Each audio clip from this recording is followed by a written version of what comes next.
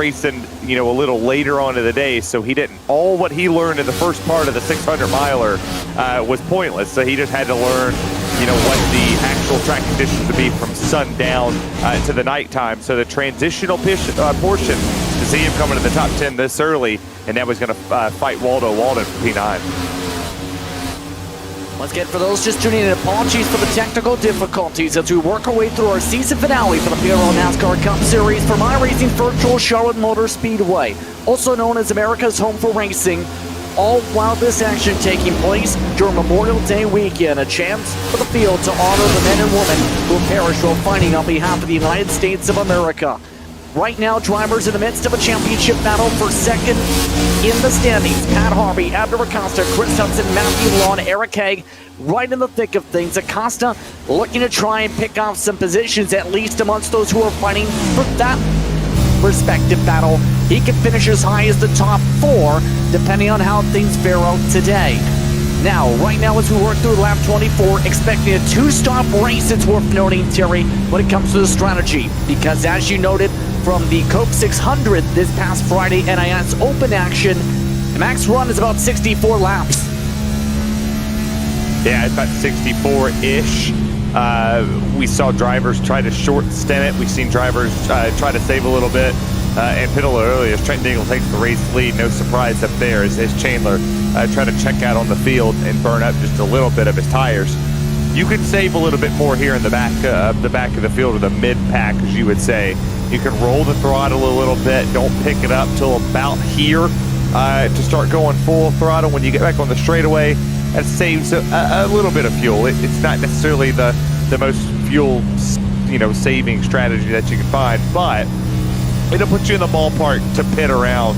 I think drivers are going to pit around lap 50. I personally would break this up into stages and just run 2 stages of 50, knowing that you can take it 14 extra laps on the back end and still be fine. We've had a change for the lead, by the way. You may notice on the pylon, Jeff Chandler had pulled off and away by nearly 2 seconds to start this race. Trent Dingle now with the race lead, taking that lead in 3 and 4 just a couple laps ago. So that iMachine looking to pull forward.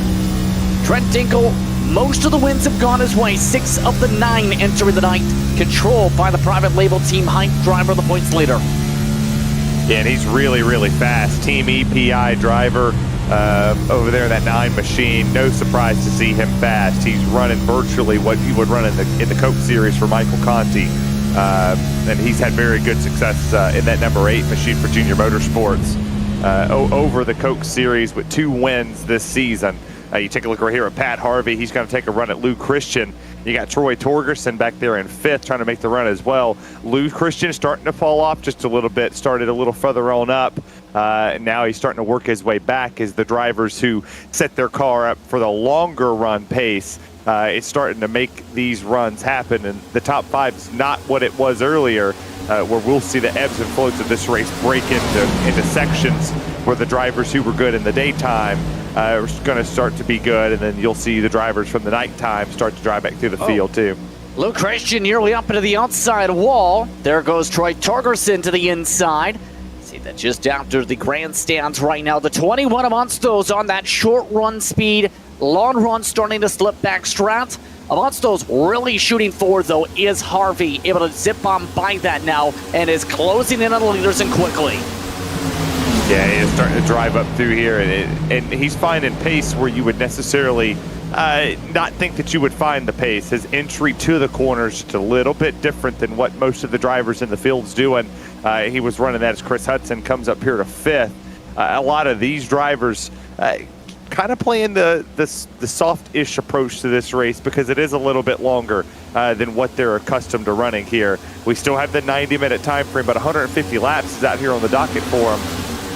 Not what the Coke 600 was, as 400 laps was quite the task, but you see that the pylons start to change in the green there as Joshua Daniels makes a run on Eric Papanow. He makes that pass. Hudson moves up to 5th. Lou Christian outside the top 5 for the first time this afternoon. In the midst of all this, keep in mind, you also notice with the interval, Abner Acosta amongst those gaining a lot of time and quick. That's that yellow and black car in the backdrop with the track temperatures fairly cool. 84 degrees Fahrenheit, 77 the sun temperature. Right now, drivers like Acosta and several others having very strong long run pace. The gap differential right before we came in between the first pack and the second pack was 5 seconds, Terry. Most of those gaps have really shrunk, and quickly. Yeah, they have started to shrink just a little bit. I think a lot of these drivers have kind of set themselves up for the longer run pace, and I know I say we're on a long run. We're about 30 laps into this event.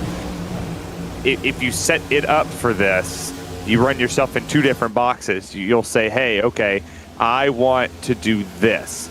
And then the car is going to start to free up a little bit in the rear. It helps you turn a little bit better. Your speed starts to pick up as the tires fall off. Or you set yourself up for the short run. It's about a 20-lap-ish run, what we saw there with Luke Christian and Jeff Chandler. He's not falling off necessarily, but I think Trent Nichols' car came to life, and the same with Pat Harvey as he's starting to track down our man for second. Same can be said about the Air Private Team Hype machine coming through the pack. James O'Brien in the 33 this season is coming through the pack as well. Solid run pace, Kane. Once those losing tons of ground, worth noting Luke Christian. Side by side Acosta, zipping by Torgerson. Already Acosta back up past where he started, up 2 positions from the starting spot. The tire wizard is coming in quick. 30.8 last time by, matching the leaders' lap times. Chandler and Harvey are both slower. Yeah, they are starting to slow quite a bit. I think with Abner Acosta, he got a lot of experience in the Xfinity race, and I know it doesn't correlate over because it's a fixed setup compared to the Open over here on Sunday nights. But that Xfinity race provided a lot of context to the daytime, where the track temp was, I mean, it was hotter than hell, in lack of a better terms. It was 100+ degrees, and you couldn't get the car to do anything you wanted it to do. You had to really saw at the wheel and figure it out. But Abner figured something when it came to the nighttime. The track temperature went down quite a bit. It's about a 20-degree difference for him. And so he's able to charge the corners a little bit more, get on the gas a little bit easier. And same could be said right here for Jose Acosta in 8th. I mean, he ran the Coke 600, got valuable track time, and now he's able to come through this field, and he's made a lot of good.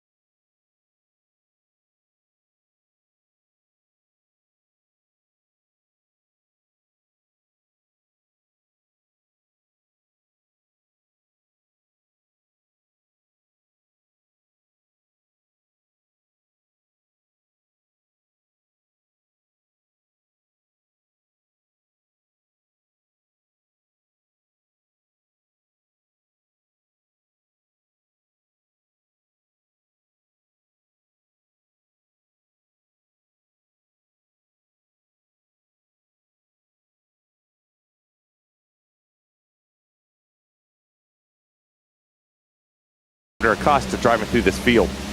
Private Label Team Hype, one of the most dominant teams in PRL history, has been a long time dominating force in this series. It's been about 4 or 5 years of supremacy for this respective team. 62 points up for SGE Esports Pioneer, with their 6 victories from Trent Dinkle, looking to secure yet another team title. By the way, we've had a pit stop, interestingly enough. Luke Christian electing to pit after his significant fall in the 21 car. I don't like that call. I don't like that call at all. He's 11 laps early from everybody else taking that 50 lap mark. I mean, I get it. He could take this one short and go very, very, very long. I would have took my lumps now. He burnt the tires up. He had nothing left. I get that. He had nothing left on those tires. But take your lumps now. Take it early, fall back a little bit, and then use your speed to come back through this field. A caution would have played a big difference in this as well. I mean, I don't necessarily see here as he's on pit road for a long time. He might have caught the wall. Yeah, it looks like Christian's not coming back on the racetrack, so now we have someone 7 laps down. Amongst those making up several spots, the Dirt Devil Machine. With Samarenko backing this season, Love Racing's Joshua Daniels. Long-time competitor in this series as well, a long-time driver with top 5 speed, whether in the fixed or an open competition. He's trying to close up to this fight. Jose Acosta underneath Torgerson. Chris Hudson looking to make suit as well with the SG Esports machine.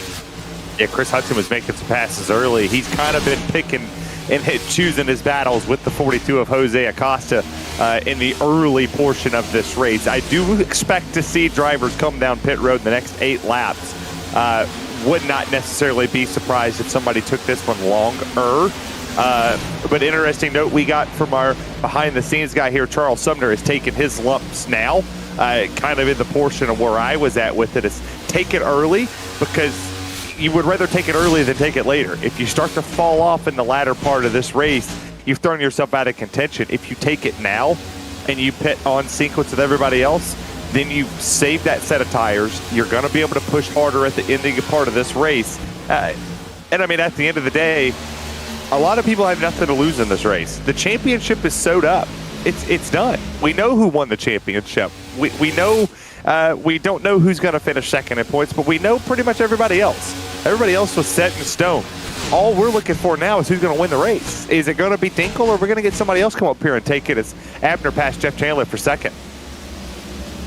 Don't look now, but Abner might actually have the best shot to try and take it away from Dinkel. Dinkel 3/10 slower last time by, and is rotating with a lot more speed compared to the race leader in Dinkel, even with the dirty air now for Acosta. Another few miles an hour quicker rotation in the corner. Yeah, and I'll be a little bit surprised if this pass doesn't happen. I think Trent is not necessarily pushing as hard as he wants to push here this afternoon, as that battle for the lead is really there. I mean, you see again a land right here in the 20 or the 19 sitting in 20th position. We got pit stops starting to happen. Jay McDonald comes down pit road. Believe Mike Witt pitted there in that sequence as well. So Witt's on pit lane, ready to go. He fell like an absolute rock. The battle for the lead is down 8/10, 6/10. Abner Acosta's there, and the teammates are about to fight it out. There he is. How will Dinkel play this? Dinkel, lots of space given. Abner Acosta with a long run speed up to the race lead to start up lap 48. And this is right before the pit window. Dinkel very strong on that short to mid run. Acosta very comfortable with this long run, it seems, tonight. That's a very good point, Justin. Is the 9 letting off for a reason? Pit stops have opened though, so this is good. So all of them are playing this 2 laps before the 50, 47, 48 laps take the pit stop. It's very easy to break this up into chunks. Does Abner and Trent come down at the same time? Does Abner have the short run and long run speed? Which one do they have at the same time? But I tell you what you can get on the long run when it comes to our wonderful sponsors at Advanced Sim Racing. You know, they're owned and operated by passionate sim racers, and you can get a 5% coupon using Precision 5. Very smoothly done. Yes, indeed. A Precision 5 coupon code available from them for all ASR products. There! Oh no! Dinkel, Oh no! Dinkel missed the pit lane. Dinkel has damage. What happened to Trent Dinkel? I think he called that late, and he got popped by Jeff Chandler, it looked like there. Oh my gosh. I think that was Jay McDonald, actually. Jay McDonald with significant damage. Chandler calling a pit stop in this time. And Dinkel had the same type of issue in that section, getting loose and having to slow up in final practice. Significant damage for Trent Dinkel, who led the way majority of the way early. And now Pat Harvey follows him in. Chandler also in. I don't think that's going to cause a significant issue to the 9, though. It slowed him up 3 seconds, but that's not necessarily going to kill his chances to win this race. He still has a fast car, but the fact that it was the 35 of Jay McDonald, I looked up, I saw a car with a 3 on it. I thought it was the 33, but that, or the 31, but it still amazes me. He wasn't necessarily that, he was right where he needed to be with the 35, wasn't necessarily able to slow up either. So I think that was just a racing incident altogether, where if the 35 was to check up there, he's going to go hard in the wall. Pablo Munsto's trying to stretch things forward here.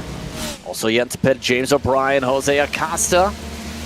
Also yet to pit, Eric Haig, along with Jose Medina and Richard Pruitt. Now, as mentioned, it's Memorial Day weekend this weekend. Memorial Day officially tomorrow. Pablo Munsto's with the military-themed paint scheme.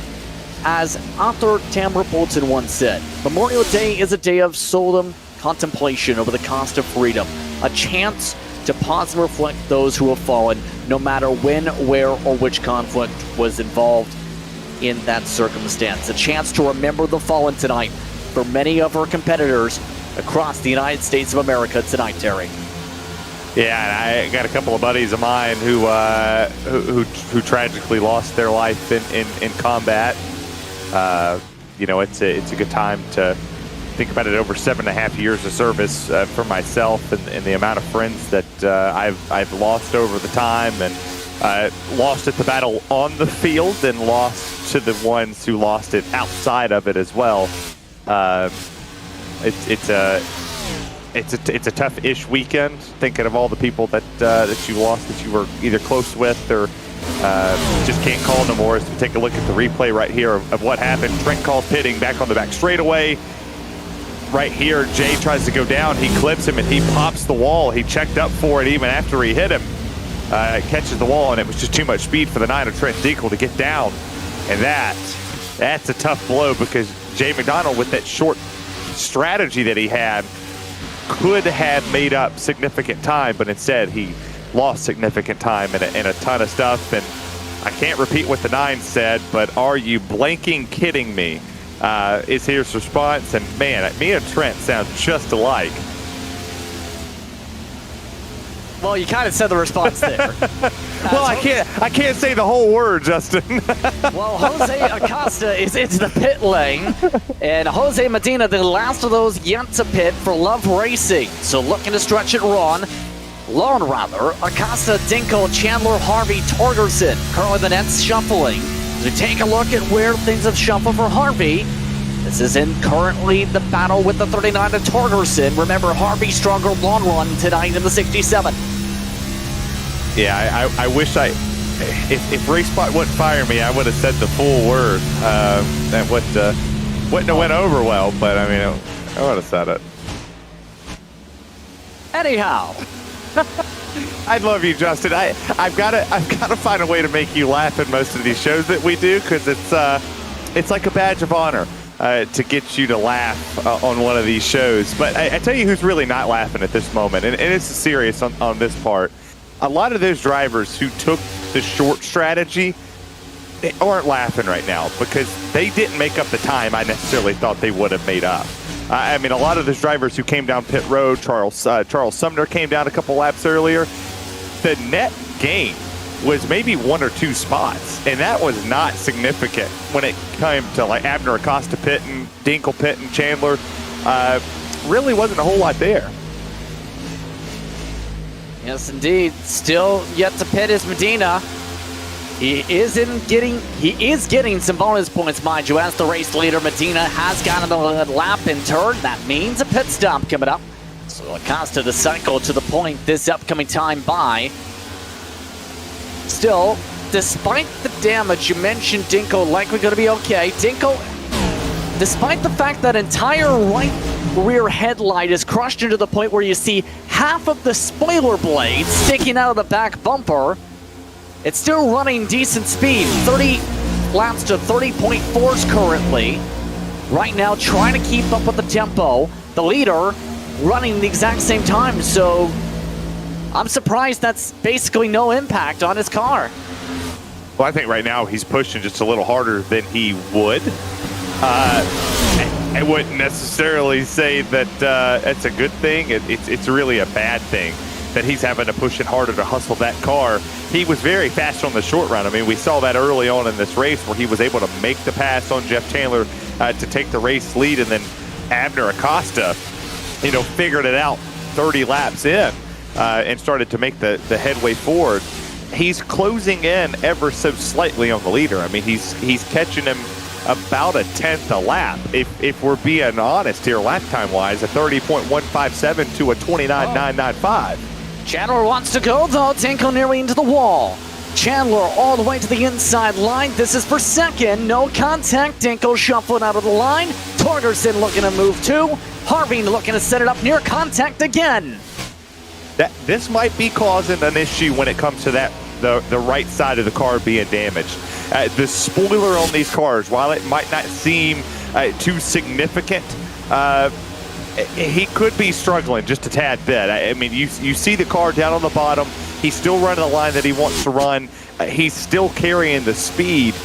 But at some point in time, it could potentially play a factor where he starts to lose a little bit of handling. You see him right there, the old Trent Dinkel guy with his Chase Elliott stuff. I am sure he's hoping Chase wins tomorrow when they actually race. Who knows? I hope he does.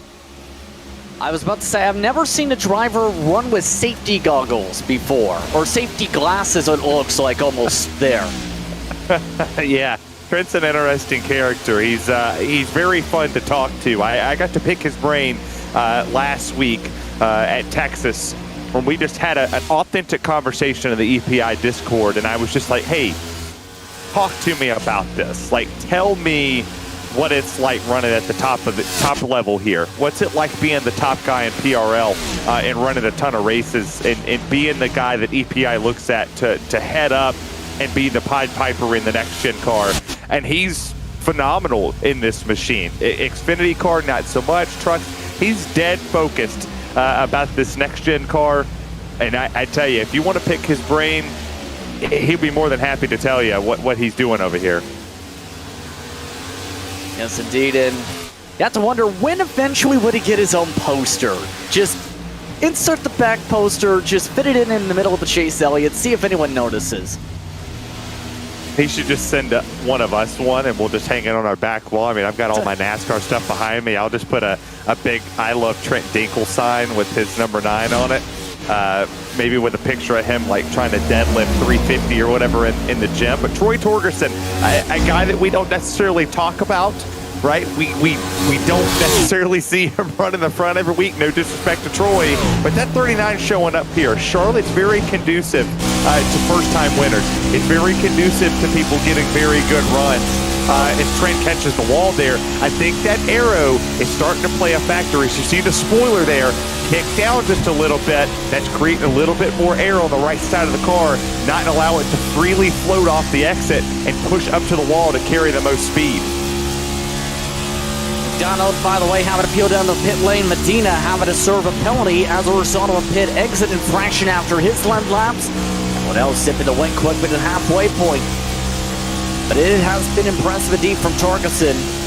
Torgerson entering like 15 of the point standings, only 2 top 10s entering tonight, mind you, and a whopping 42 incident points. That's amongst one of the higher up totals on the season. Your leader in total incidents counted, Jose Medina, 80. Coach, you've been saying the entire PRL. I was going to say, after week 1 at COTA in the Xfinity Series, I led the PRL by a country mile, son. I mean, I'm not the road guy. And you know what next season brought for the PRL?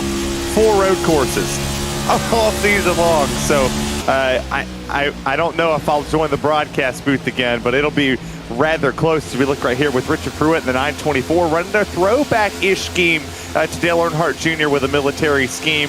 Looks like the National Guard machine looking really good out here. P18 having just not the night he necessarily wanted, but starting to make a little bit of waves as he has the 24 on the side.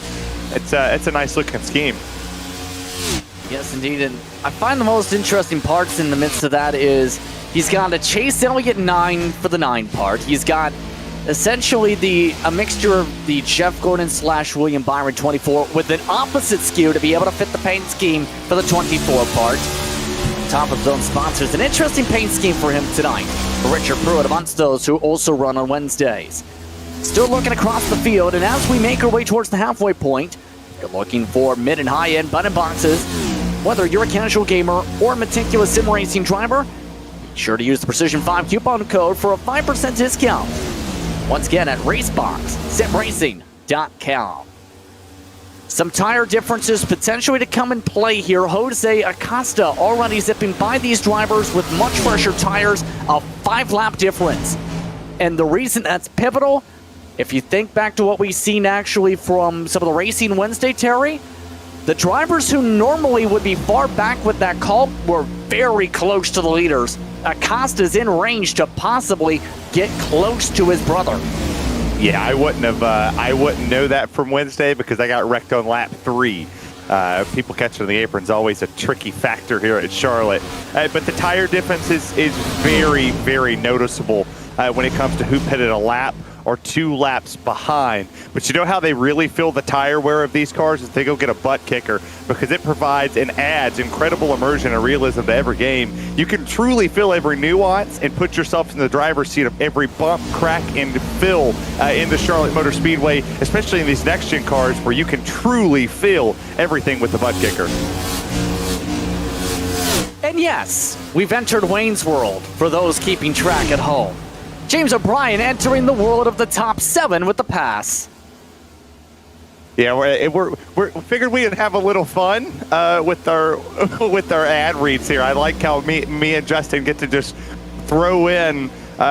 We just follow each other when it comes to this. But I do like the fact that we got a lot of these drivers starting to creep up. The sun's starting to go down completely. We're getting in full total just overcast type feel on this racetrack, and once we start to get into the nighttime, I think you're going to see a lot more of these drivers figure it out. I know it's only dropped 1 degree, but 1 degree at Charlotte is like 10 degrees at many other racetracks. This is one of the places that this in Darlington, if you lower it by 1, 2, 3 degrees, it's a total different racetrack. Absolutely a lot to consider. After all, better futures start now. Trade the world's best future markets with NinjaTrader. Visit NinjaTrader.com to access unlimited free trade simulation. And in turn, these drivers thinking about the future of the strategies coming up to the midway point next time by Acosta, Chandler, Dinkel, Acosta, Harvey, your current top 5. There are your weather conditions. Still 8 o'clock in sim. Still might not even get to full darkness. Not even close, potentially, with how quick this race has gone. Yeah, we might get to about 8:45-ish. You see right here with Jose Acosta catching Trent Dinkel, and I would almost believe that Trent Dinkel, with how muscular he is and how much he goes to the gym, to use Moradness, the performance-based lifestyle motivation that's founded by professional race car driver Daniel Morad, and you can go to Moradness.com to put yourself in. Maybe you'll be just as jacked as our 3 a.m. hard worker at the gym as Trent Dinkel throws the block on the 42 of Jose Acosta. Nice pass to the inside of the blue line and a trip down for Dinkel. Still, lots of time to be able to pick up to get to Abner. The difference about 3.5 seconds that time by the stripe. Jeff Chandler just a few tenths up the road. And now it's the question mark of how this plays out for a lot of these drivers, because that window to make it to the end on gas, for reference, lap 90. As we said, the drivers who attempted the strong undercut or the aggressive undercut call, they didn't get anywhere in the top 10. Now, how do you figure this for the last run? And what can you adjust really with this next-gen car to be able to get speed for the final run? Where in theory, you wouldn't need as much fuel if you push longer the run. I love the fact that you just said that, because you took the thought right out of my head. We might not have worked together for quite some time, but you still understand where my head's going to go with this. Take this long. If you were one of the drivers that pitted early in that first stint, go long in the second stint and pray for a caution. And if you want to find a little bit of speed, you can go down on some tire pressures. You could kind of make that car just a little bit looser. Tape is not a factor in these next-gen cars. It's not like the Xfinity and the trucks. If they were open, get some tape or add some tape, provide as downforce, or you take a little downforce away if you're pushing too much. It'll be very interesting to see what we just over time grow into. Can we see one of those drivers like a Charles Sumner, Lou Christian, who lost a ton of time on pit road there, Callahan, Waldo, Papineau, who took the long approach this afternoon? Can they work their way up to the front? I personally am circling the long run. Take it 5 to 10 laps sooner, or later, rather. If I heard right, you suggested tape. Are you? No tape. No tape. So this is the one car you can't touch tape on, but the Xfinity and the trucks you can. That throws a big wrench into it, because it's built-in downforce in these cars. There's all the downforce you could possibly want. I would personally, if I'm one of the drivers that wants to try to find some speed, lower the right rear tire a little bit. Add a little bit of looseness to it. Looseness fast around Charlotte. Hang that rear quarter panel out and just set sail, man. Well, there is one example we've been hearing a lot about, Robert Bisot Jr., who has been following that antithesis but dropping back because they are mighty loose. They're the ones in that grouping behind the backdrop. Some of these drivers getting a little bit too loose as the run goes on, and that's going to be a major concern, you'd have to think, as we take a look at the battle for third. Yeah, I think it's just because Robert Bisot Jr. is not using the hardware from Mecha Sim hardware. They've got everything from high-end pedal sets, handbrakes, and sequential shifters. And if you head over to Mecha Sim Hardware eShop right now, it'll get you up to speed. He definitely needs something to put some speed and balance in that car. And for Trent Dinkle, he's battling Jeff Chandler. He finally is kind of staying with him and trying a different line. I think that's what's biggest key here in 68 laps is he's jumped to the third lane. It worked in the Coke 600 in the NIS Open Friday night. Can it work here with 68 coming to 67 laps to go? That's the bottom going Dinko to try and wrap that groove. Nearly into the wall yet again. And that's been a major difference of some of these lines tonight. Some drivers trying those more aggressive lines in and out of the arcs. Chandler has been amongst those now this run, not even getting to the bottom of the racetrack. He loses the grip. Now here comes the side draft. As we take a look at the back grouping, this is where Bisot Jr. is. Yeah, he got around Byron Johnson right there. Or was that Chris Hudson? He got around one of them up here, but he's having a hard time. You see the 18 can't hold the bottom. Oh, the 18 of Byron Johnson slid up in him. You've got one that's loose and you got one that's tight. This is the perfect example, if you circled in the world of NASCAR, of what you could see as the 18 apologizes over the radio. It's the perfect example. One car's on razor's edge. One car can't turn through the center of the corner. It's going to be very, very interesting what the quote-unquote nighttime is going to bring these drivers as the track starts to free up a little bit. Don't want to go too far free, but getting the perfect balance of these cars will make a huge difference in who's going to win this race. I would imagine it'll be the 5 or the 42. Still keeping an eye on the battle for third spot. Trent Dinkle now in that position after making the pass on Chandler. It's 5 seconds back of the race leader. And it becomes the question, what can Dinkle now do with that right rear? We talk so much about the struggles with this car right now, with the damage. He's 3/10 off his teammate on the race lead right now. Yeah, but when it comes to this, I think he's content in third. I know he wants to win, but if you think of Trent Dinkle, yes, he likes to push it. He's going to need a caution flag. He's going to lose some spots. He might lose 2 or 3, depends on when the caution falls. He would need it to fall around lap 60. In my personal opinion, lap 60, if a caution flag does wave, get the damage fixed. He's not slow. You know, he's 2/10 off of Abner Acosta's lap. He's 3/10 off of Jose Acosta's lap. He's still faster than Jeff Chandler. He's faster than most of the guys behind him. If you look at it, he's on 37 lap old tires. The freshest tires in the top 5 at this moment is Jose Acosta in the 42 in second, who is slowly but surely a 10th at a time catching his brother, but a 10th at a time before we get to pit stops in, I don't know, 13 laps isn't going to change a whole lot. He'll just shrink the gap just a little bit.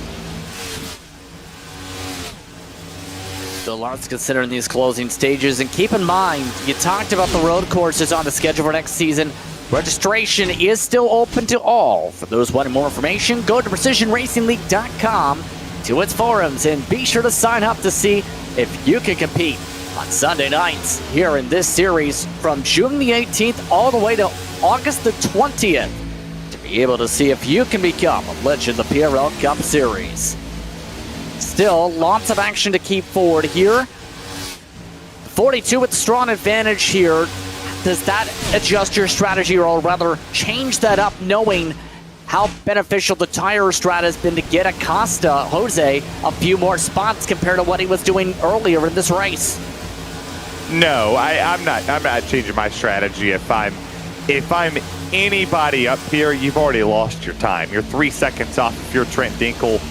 You're 4 seconds off if you're Jeff Chandler. You're not gaining that time. As Mike Witt was the earliest to pit on the last cycle, he's the earliest to pit here. About 10 lap difference is what he ran. So he's expected to run that last stint 59 laps. You can run at 64, but you have to haul the mail. If you're anybody right here, you're just praying for Barney, the flagman, to wave the caution flag over Charlotte because you're not making up 4-ish seconds just in a pit cycle because they're still pulling it. Dinkel again is in the wall. Here comes his teammate, James O'Brien. 33 machine looking to pass by, and Dinkel is falling in fast. He's taking that outside lane here. He went into the wall, takes the outside lane to get his momentum back up, and he's going to drag race James O'Brien into turns 3 and 4. Can he hold it here? Can the 33 pass? He does. So move him up to third. And James O'Brien's actually been much faster than our race leaders with a 30.8 on 40 lap old tires. Tire saving right here. I mean, we've only fell a second off of our fastest lap. I'm going to be curious if a lot of these people try to stretch cycle 2 a little bit further instead of cutting it at 50 on the mark. Having to win this time, but you have to say, you can never count out the Junkyard Dog, as his nickname is on Twitter, because he is also a series veteran. Think back to the days where he and his pal Richard Regan Jr. were part of Private Label Team Hype. They were very dominant in their respective cars. O'Brien, missing a few races this season, not a part of this season's championship fight, used to drive the 9 car before the 33. Oh, in trouble front straightaway near contact. A little bit of squiggles in the midst of things. That's the 21 of Luke Christian, Tristan Callahan, the one with near contact for the 76. Yeah, one's on fresher tires than the other, and contact gets made. As I look back there at Luke Christian, he pitted 53 laps ago, and you go to Tristan Callahan, he pitted 43 laps ago, so not a whole lot of an advantage, but a good sizable amount of advantage that you see on the front straightaway. I'm so curious in this moment we're 95 laps into this race. We have still yet to see a yellow flag commence over the Charlotte Motor Speedway. The 9 car is going to pit here. Here comes Trent Dinkel. No issues this time getting onto pit road. He lost all that time with the issue with the 25 on the last cycle. Can he try to gain some of that back? Because he's going to pit 5 laps sooner than what I would imagine we would see with Abner and Jose coming down. More calls over the radio coming over, including for Jeff Chandler.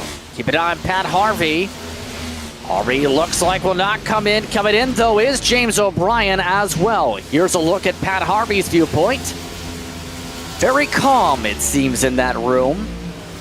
What's that car on his little thing right there? It looks like an old Chevelle. That's a very big space, though. After all, he's got his biggest fan to his right. That is true. That is true. He's got a lot of stuff out here.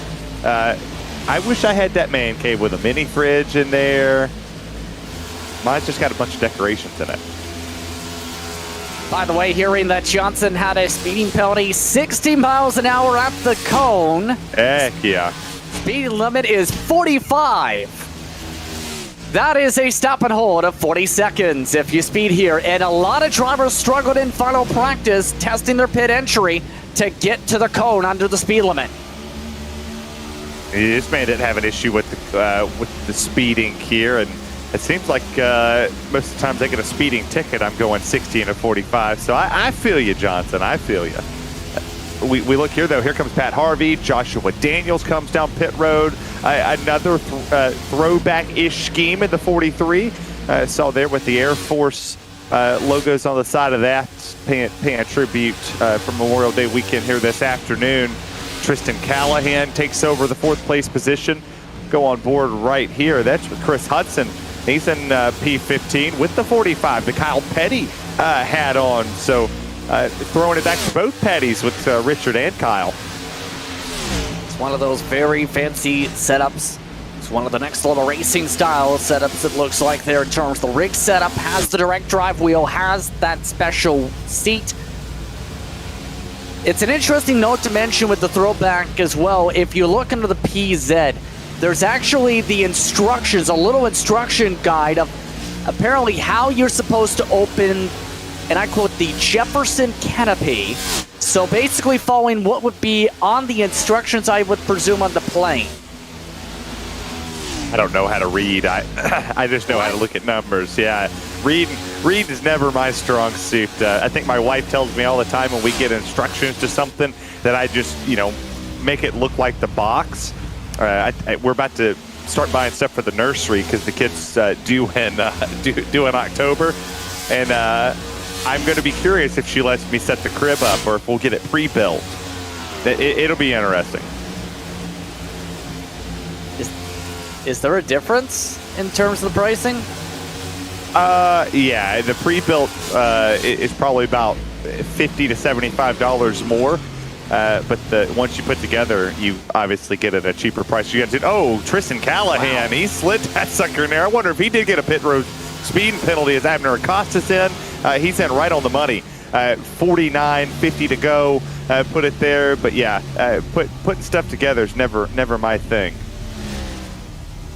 Callahan putting together a solid entry despite the sliding, and in the VR headset for tonight. Got to that immersion. Abner Acosta in this time.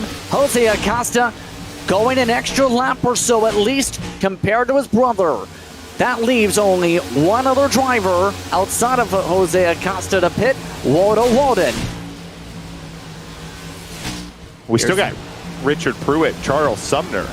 They've yet to come down. I think they're praying for a caution flag here because Charles Sumner was sinking like a rock early. But they're a lap down. That's a massive difference. Yeah. I mean, I feel like if we get the caution flag right now, we're going to see a lot of mad people. Troy Torgerson amongst those losing a lot of ground here after the pit stop cycle here. 6 laps already on the stint. Already Pat Harvey, 2 lap pressure tires on by. See the gained up here. It looks like a massive Christmas tree with a lot more green up on it. Jose Acosta up 9, 7 for Waldo Pruitt on a different strategy up here. He is 1 lap down to the 924. To Justin's point, he could pit. He's going to lose another lap, but he'll gain 1 back as Jeff Chandler puts the fastest lap down with a 29.811. That's almost a tenth faster than the entire field first and only lap. For your 1 hot lap that you get on these tires, but he's lost a ton of time on this. As he fell behind Torgerson, he's fell behind Hudson, Besaw, a lot of these drivers that are up here getting their laps back. Pit window coming to a close. Jose Acosta is in. Waldo Walden is coming to the cone. Take a look at Joshua Daniels amongst those very quietly, picking up a lot of track position as the night has progressed. Currently cycling amongst the top 10. projected based on how things have played out after starting in 13th. I wonder what the strategy idea was behind the 42 there. If he went longer there, could he make the time up? Dinkel made a ton of time up, but he's going to lose a good bit of time here as he gets passed for the race lead there by Abner Acosta. It would be a very noticeable difference if, and I mean truly if, we see Trent fall back quite a bit, or if he gets the caution he needs to put himself on even footing with the rest of the field, as Jose Acosta's 3 seconds back. So he lost 2.5 seconds in that pit cycle. Can he navigate himself through that traffic that he's going to have to go in? There it is. Caution flags out. There's our even footing. Oh, caution is out. It's Richard Pruitt, turn 1 and 2. And just like that, with under 50 to go, our first yellow after Richard Pruitt spins right across the manhole cover that's on the exit of the pit lane in turn 1. And now, if you're the rest of the field, I've got to be a little skeptical here. Everybody needs to come in except for Jose Acosta. I think you take that track position here. You pitted 2 laps ago. You barely put a lap on your tires.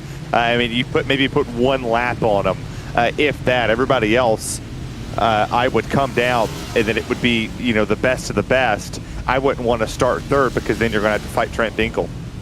Let's take a look at the replay, and keep in mind, if you go too low on this pit exit, there is a little dip. That's where there's a grate or manhole cover in that pit lane. It's paved over per se in the scan, except the bump is still there. It's funny how I predicted this caution was going to come out. And Jose Acosta stays on the racetrack just like I predicted. It works perfectly. Lots of mixed strategy as you see lower corner. Jose Acosta electing to stay out. Waldo Walden also getting a big break here because he had also pit with Jose Acosta and maintained the lead lap.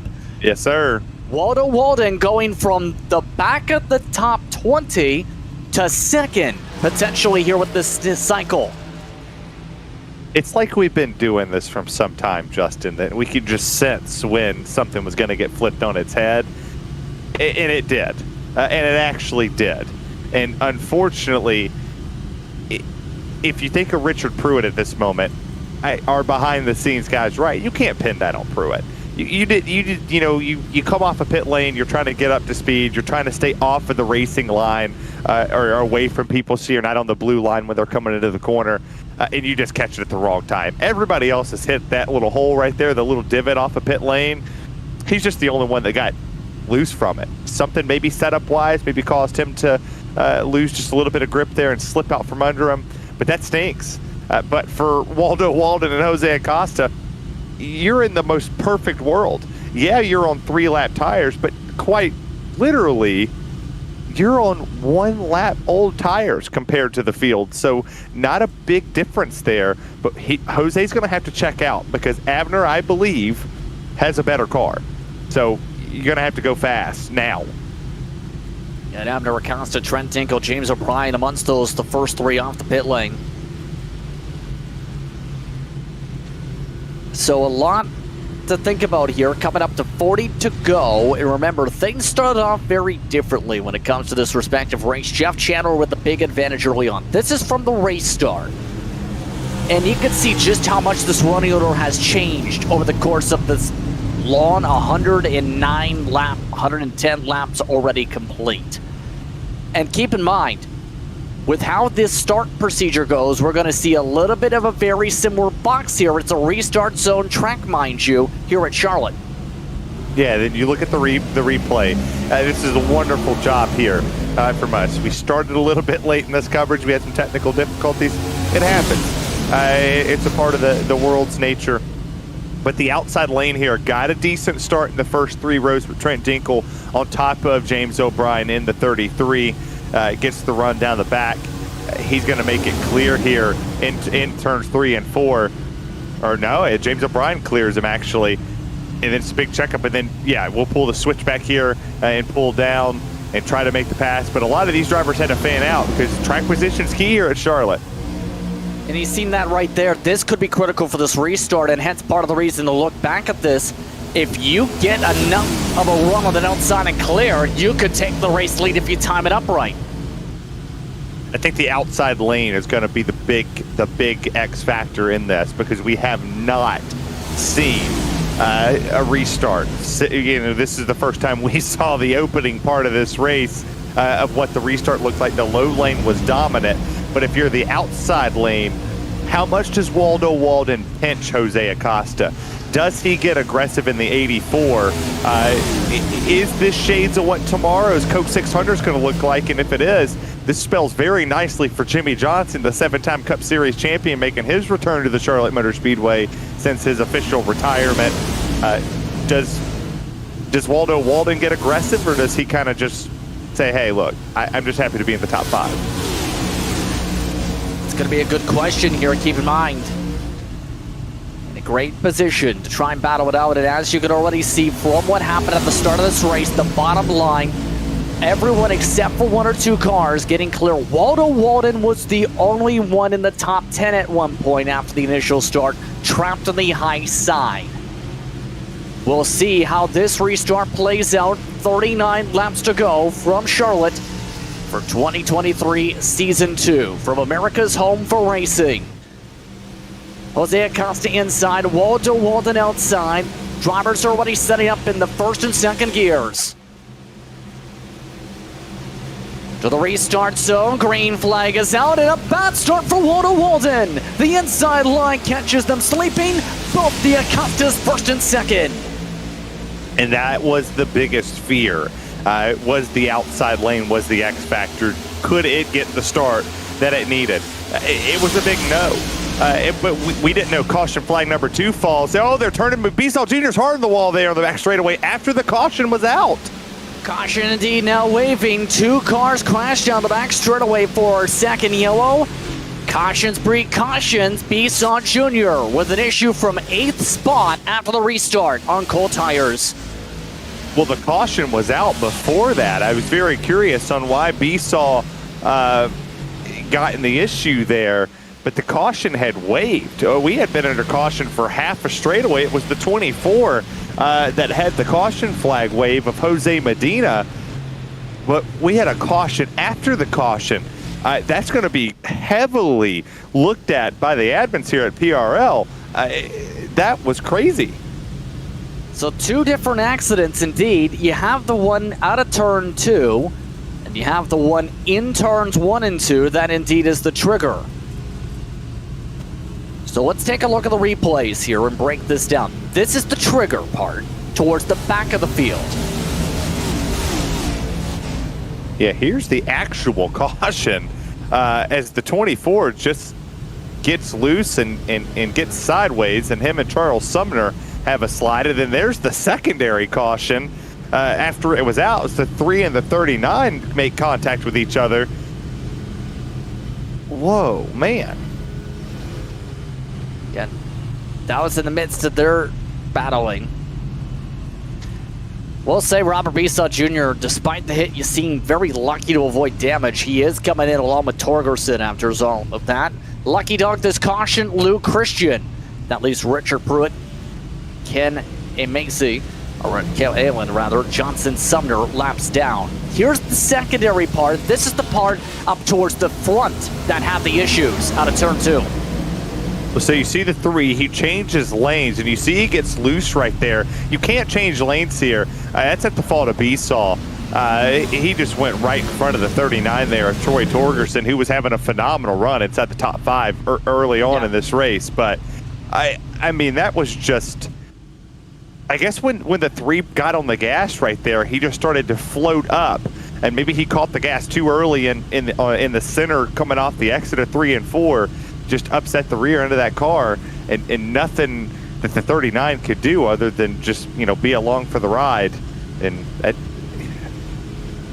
the caution was already out, Justin. The caution was already out. Yeah, that's the crazy part in all that. And you talked about the change of the lanes. It's just like Talladega.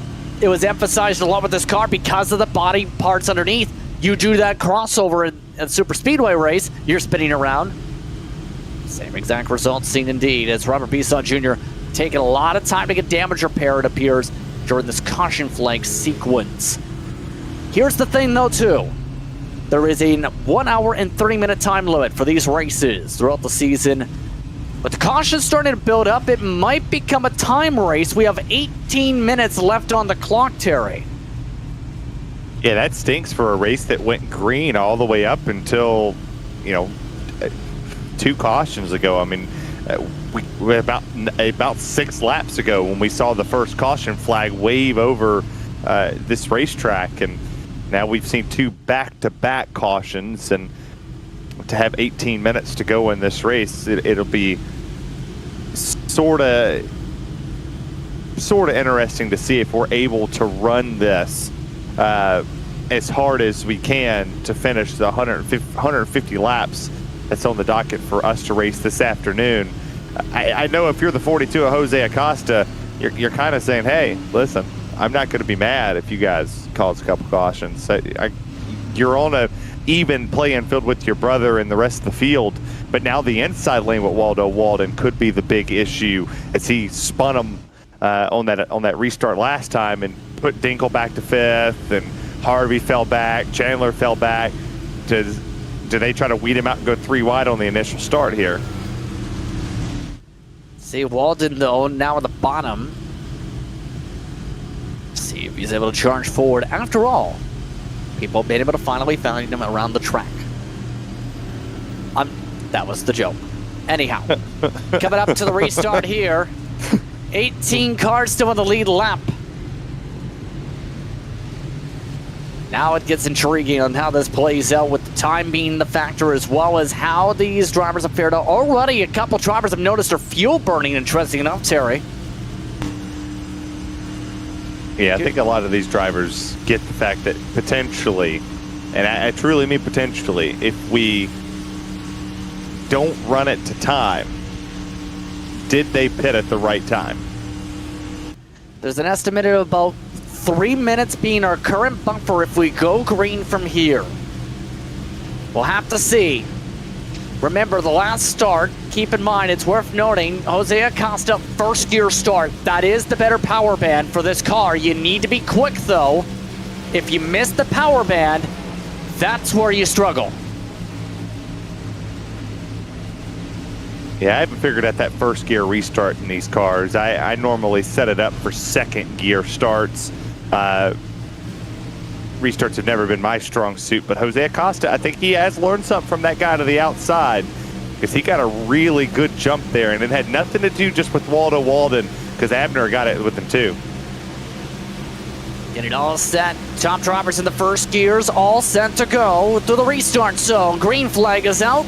Jose Acosta better launch compared to Abner, and Abner already across the nose of Waldo Walden to hold on to second. That was a really good jump there for the 42 as he's starting to try to set sail. He takes an early 0.2 of a second lead and try to grow it to 3, but a restart on the bottom or the outside lane for Abner, it cuts Waldo off. Everybody tries to go to the outside and fan out around the 84 machine, who hadn't necessarily had the fastest restart, wasn't awake on the second to last cautions restart, and Jose holds it. He's starting to stretch just a little bit. Now you have 2 private label team hype machines up towards the front. James O'Brien, talked about him. Now he's in the conversation. Better racing team machine of Jose Acosta, though, leading the way in the clean air. 3/4 up over the pack. Caution flag number 3's out. There it is. And it's towards the back of the grouping once more. 16th place, Callahan. Or rather, Torgerson is around in the 39. They're wrecking for last. That's not last. That's towards the mid-pack, to end of the mid-pack. Virtually last. Last on the lead lap is where they're wrecking for. Let's take a look at the replay. Big run on the outside before this.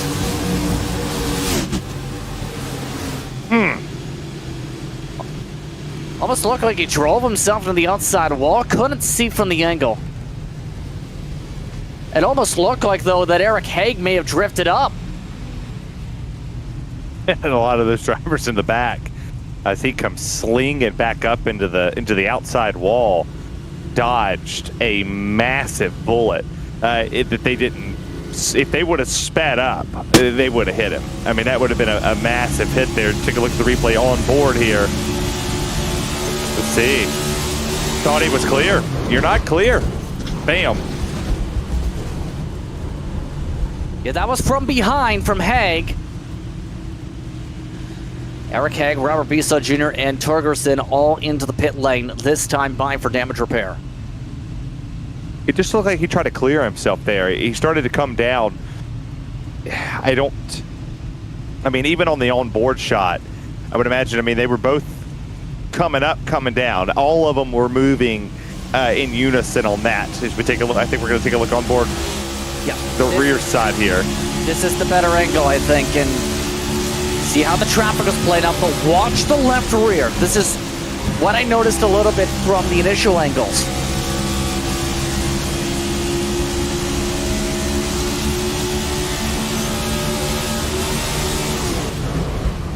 I think he came down. Yeah. And it almost looked like he bounced off the wall. It was almost so tight down the backstretch, though. And when you bounce off the wall like that, it can push you down, potentially. Yeah, that's about the weirdest thing I've seen. Because they were both in unison moving together. Yeah. Up and down, and then it looks like he caught the wall. You can hear that he caught the wall, but you can't 100% see that he caught the wall at the same time. I mean, you can see a little bit of dust, but it's not like, it's not that noticeable that he popped it and then had to shoot down the racetrack. It just looks like they were moving as you take a look at the world's shortest staircase. I'm still always wondering if that's just that one little bit for support. That maybe that one step so steep that you need that handle to lift up on. Well, you don't like having a sink down floor for an office and have an extra foot of ceiling space? I mean, I got a single story house that's just in unison. There's no stairs. But I mean, Luke Christian's not having the run he wanted. He was up front early on, started to fall back, had a great qualifying run. Just hasn't been the night he's wanted, as everybody else just kind of found speed. But no, not a big fan of the thing there. I'll be curious if all the times we've kind of bullied him on the broadcast, if he like tears that down next season. He's got a smile on his face. He knows we're talking about a staircase. I mean, you can tell they're talking about your response to the staircase too. I'll take the staircase off, maybe just open the floor plan a little bit, kind of be like those people on HGTV where you just tear the wall down to open the floor plan up a little bit. Would you like to pay for the 1 foot extra of added floor that they'll need? I mean, I'll go put a couple 2x4s down there and make it look pretty. You run you a good floorboard right there and then build you a little box where you just have an open staircase. So maybe it's not even that big of a step. It's not even that big. It's maybe the size of half of my foot. So meanwhile, race cars look to battle it out. By the way, the style you're talking about in terms of that is something called pit style. That was more so known as... Nick Hunter's too good at this. It was more so utilized in houses in the 70s. Very modern houses that were very big. Take it back to the 70s. I don't like it in 2023. So Jose Acosta and Abner Acosta in 2023 are 1 and 2. O'Brien, Harvey, Tinkle, and Walton the top 6. Hudson, Chandler, Daniels, and Skip Gandy quietly is in 10th.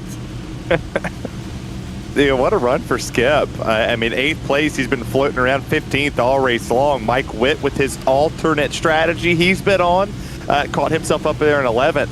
That's with some of the misfortune of the other drivers, take advantage of it because he really hasn't been around them to cause any issues or be caught up in anybody's issues. So good for Skip and Mike. Alrighty.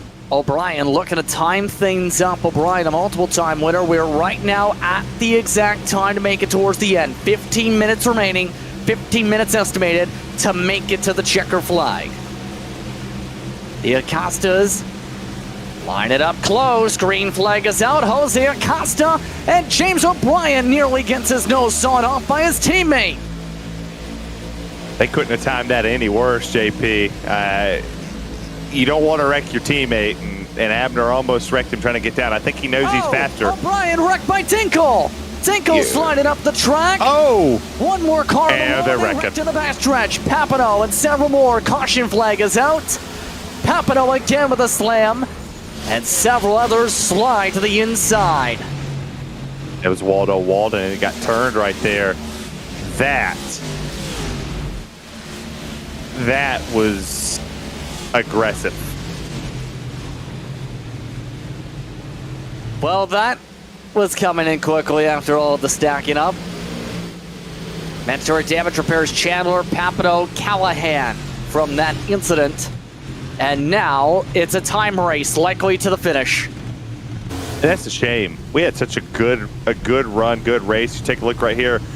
Waldo catches the wall after all the checking up. He kind of had nowhere-ish to go, and then the 18 Arca braked it. And then they wreck still again before the caution trigger into turn 3. Here's a look. See, already a lot of drivers picked up as a result of that. They just kept wrecking him. I think Casper hit him too. Pruitt and Callahan hearing was after the caution. Ooh. So the Acostas 1-2. That did not have a good restart sequence with the private label team hype machines. That was not a good start for them from the onset. It couldn't have been any worse. I can tell you that much. I think we're going to take a look at the restart here. You'll see the restart on the initial jump. So you take a look at 2 cars up, the 42 of Jose. He's going to take this restart now. So he's gone. Abner thought for sure his teammate was about to let him in, so he goes in. There's a big checkup on the bottom with those 4 pulling away. The 33 kind of backtracked it a little bit here. There's Trent trying to push him. He's going to get loose there. And then, oh, bam. And then around he goes. And then you'll see here in a second, up a little further up, somebody else gets turned because the 18 drove through him. Here's the other portion. Yeah. This is just after the caution where we're looking at him. We'll have towards an hour look again in terms of that regard. But in this regard for the race, now it's the question, how do you play this out? Because now we're talking about maybe 9 minutes to close it out.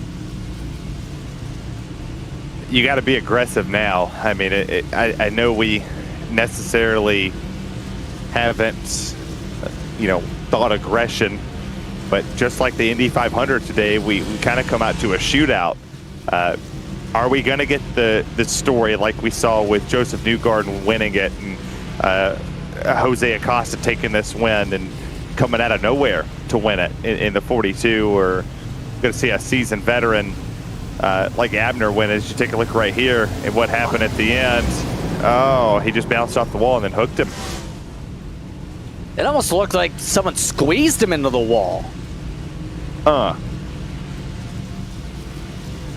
And that's frustrating on multiple viewpoints because Pruitt was already still laps down, trying to battle it out for the lucky dog, and then that happened.